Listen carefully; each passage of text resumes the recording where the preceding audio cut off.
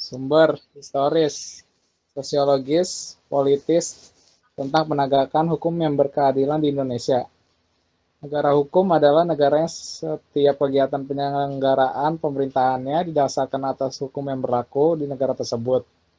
Hukum bertujuan untuk mengatur kehidupan dan ketertiban masyarakat.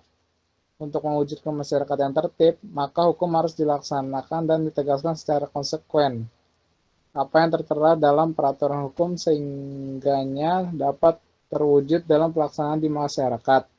Dalam hal ini, penegakan hukum pada dasarnya bertujuan untuk meningkatkan ketertiban dan kepastian hukum dalam masyarakat, sehingga masyarakat merasa memperoleh perlindungan akan hak-haknya. Lanjut.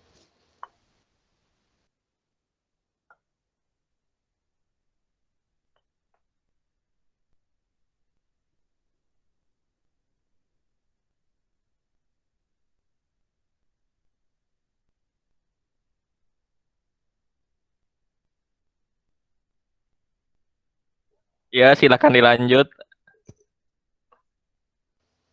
Fadel.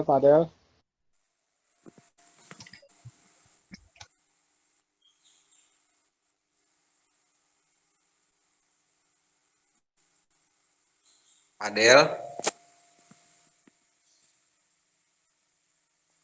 oke. 3 unsur hukum menurut Gustav Radbruch. Pertama, gratitude atau keadilan. Keadilan merupakan unsur yang harus diperhatikan dalam menegakkan hukum. Yang artinya bahwa dalam pelaksanaan hukum, para aparat penegak hukum harus bersikap adil.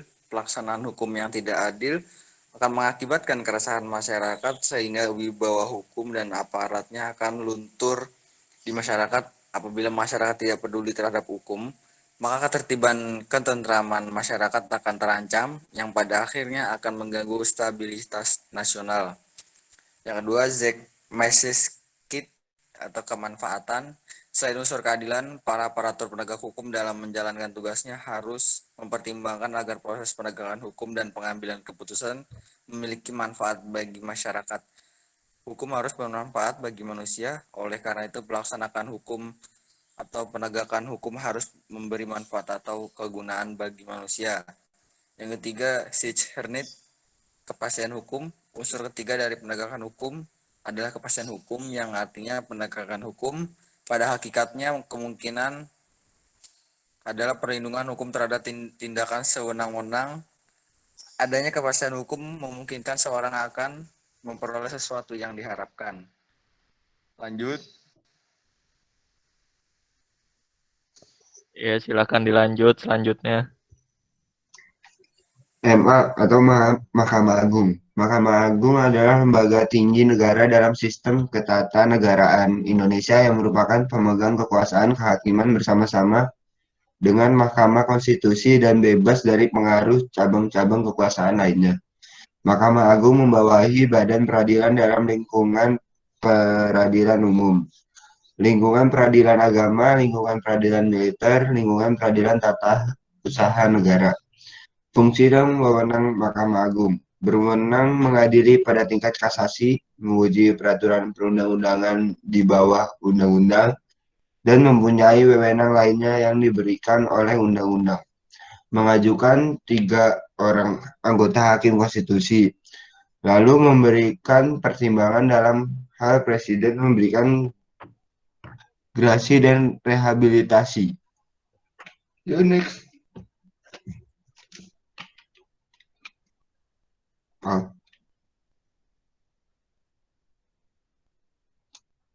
Selanjutnya dipersilakan.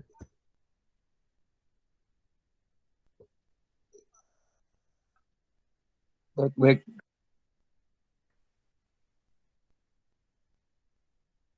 Lupa. Mahkamah Konstitusi MK adalah lembaga tinggi negara dalam sistem ketatanegaraan Indonesia yang merupakan pemegang kekuasaan kehakiman bersama-sama dengan Mahkamah Agung. Kewajiban Mahkamah Konstitusi adalah memberikan keputusan atas pendapat DPR bahwa presiden dan atau wakil presiden telah melakukan pelanggaran hukum atau perbuatan tercela atau tidak memenuhi syarat sebagai presiden dan atau wakil presiden sebagaimana dimaksud dalam UUD 1945. Kewenangan Mahkamah Konstitusi adalah menguji undang-undang terhadap UUD 1945, memutuskan sengketa kewenangan lembaga negara yang kewenangannya diberikan oleh UUD 1945, dan memutus perselisihan tentang pemilihan umum. Dan ini merupakan daftar pustaka dari kelompok kami.